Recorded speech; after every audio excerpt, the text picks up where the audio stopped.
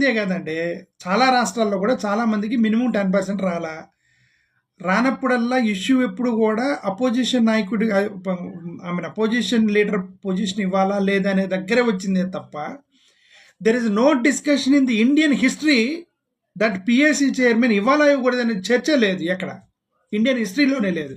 మొట్టమొదటి చంద్రబాబు నాయుడు గారు ఎన్డీఏ ప్రభుత్వంలో ఒక అపోజిషన్ నాయకుడికి పిఎస్సి చైర్మన్ పదవి ఇవ్వకుండా వాళ్ళకి ఇచ్చుకుంటే అర్థం ఏంటంటే మేమే ఖర్చు పెడతాము, మేమే లెక్కలు చూసుకుంటాము, మేమే సరి చూసుకుంటాము, మీరు దొబ్బేంటి అని పబ్లిక్ చెప్పినట్లు లెక్క. అంతే కదా.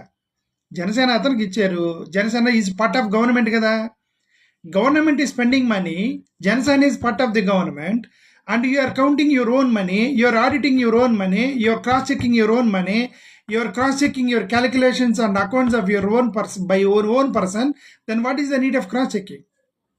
What is the need of cross-checking?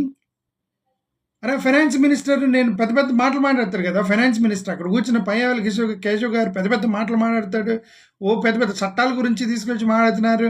ఈయన యనమల రామకృష్ణుడు గారు కూడా ఏదో మాట్లాడారు. చంద్రబాబు నాయుడు గారు himself is an economist, Chandrababu Naidu గారు హిమ్సెల్ఫ్ ఈజ్ అన్ ఎకనామిస్ట్. పెద్ద పెద్ద మాట్లాడాడు కదా చంద్రబాబు నాయుడు గారు. పవన్ కళ్యాణ్ నారా లోకేష్ గారు ఇస్ ఫారెన్ ఎడ్యుకేటెడ్ పర్సన్ అండి. ఒక కమిటీలో మనం పెట్టిన ఖర్చుకి క్రాస్ చెక్ చేసుకోవడానికి అపోనెంట్ వ్యక్తికి మనం పర్మిషన్ ఇవ్వాలి, కానీ మనమే క్రాస్ చెక్ చేసుకుంటే that won't become a cross checking అనే మినిమం సెన్స్ కూడా లేకుండా ప్రభుత్వాలు నడిపితే మనం ఏం చేస్తాము, రైట్? పిఎస్సి అనేది ఇది చాలా దుర్మార్గము, ఇది అన్యాయము, ఇది అక్రమం అని మేమైతే అనుకుంటున్నాం. ఎందుకంటే ఎక్కడైనా సరే పిఎస్సి అనేది అపోజిషన్ వాళ్ళకి ఇస్తారండి. మీ ఇప్పుడు ఆంధ్రప్రదేశ్ అసెంబ్లీలో అపోజిషన్ వాళ్ళు ఎవరు? ఉందే 4 ఎమ్మెల్యేలు ఉన్నారు, 4 పార్టీల ఎమ్మెల్యేలు ఉన్నారు. జనసేన, బీజేపీ, టీడీపీ, వైసీపీ ఉంది. 4 పార్టీలకు సంబంధించిన ఎమ్మెల్యేలు ఉన్నారు. వాళ్ళలో 3 జట్టు కట్టారు.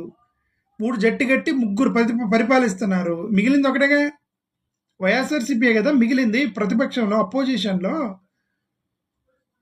వాళ్ళకే ఇవ్వాలి కదా. By default you have to give to that person కదా, అదర్వైజ్ విల్ క్రాస్ చెక్. ఇప్పుడు మీరు చేసే స్కామ్ని వెరిఫై చేయాలంటే ఎవరు చేయాలి? మీరే చేసుకుంటారా? మీరు ఖర్చు పెట్టింది మీరే చేసుకుంటారా? అది ఇల్లాజికల్ కదా, ఇల్లీగల్ కదా అది. పిఎస్సికి సంబంధించి రాజ్యాంగంలో ఉన్న రూల్స్ మనకు తెలియదు, కానీ ప్రజాస్వామ్యాన్ని మాత్రం కూలీ చేసినట్లక ప్రజాస్వామ్యాన్ని తొంగలో తొక్కేటువంటి ఏ పరిపాలకులు కూడా అప్పటికప్పుడు వాళ్ళు ఆనందపడవచ్చేమో, కానీ భవిష్యత్తులో మాత్రం ప్రజాస్వామ్యంలో వచ్చే అతిపెద్ద ప్రమాదం ఏంటంటే ప్రజా తిరుగుబాటు. ప్రజాస్వామ్యాన్ని జోలికి ఎప్పుడు రాకూడదు. ప్రతిపక్ష నాయకుడు జోలికి వెళ్ళండి, ప్రతిపక్ష ఎమ్మెల్యేల జోలికి వెళ్ళండి, ప్రతిపక్ష ఎంపీల జోలికి వెళ్ళండి, కానీ ప్రజాస్వామ్యం జోలికి రాకూడదు. ఇది ప్రజాస్వామ్యంలో పాలకులు పరిపాలించిన అకౌంట్స్ని ఆడిటింగ్ చేసేటువంటి హక్కు ఎవరో ఒక అపోజిషన్ వాడికి ఇవ్వాలి. జనసేన వాళ్ళకి ఇవ్వటం అనేది అన్యాయం అది. Because Janasena is a part and parcel of your government. దాని పిఎస్సి అనేటువంటి బేసిక్ మినిమం కామన్ ఆబ్జెక్టివ్ని తొంగలో దొక్కుతూ తీసుకెళ్ళి జనసేనకి ఇవ్వటం అనేది ఇది ఇంతకన్నా దౌర్భాగ్యమైనటువంటి ప్రజాస్వామ్య వ్యతిరేక విధానం ఈ ప్రపంచంలో నేను ఎక్కడ చూడలే. ఫస్ట్ టైం ఇక్కడ ఆంధ్రప్రదేశ్ ఎన్డీఏ గవర్నమెంట్లోనే చూసా. The dictatorship is going on అని వాళ్ళు అనుకుంటున్నారు. మేము డిక్టేటర్స్ అని వాళ్ళు అనుకుంటున్నారు. అది ఎక్కువ కాలం జరగదు అంటున్నారు. ఏంటంటే డెమోక్రసీలో డిక్టేటర్స్ ఉంటారు, ప్రజాస్వామ్య పాలకులు ఉంటారు. ఆ ప్రజాస్వామ్య పాలకుడు డిక్టేటర్గా వ్యవహరిస్తే వాళ్ళని అధపాతానికి తొక్కే బాధ్యత ప్రజలు తీర్చుకుంటారు. The people will take the responsibility of throwing down from the throne all the dictators.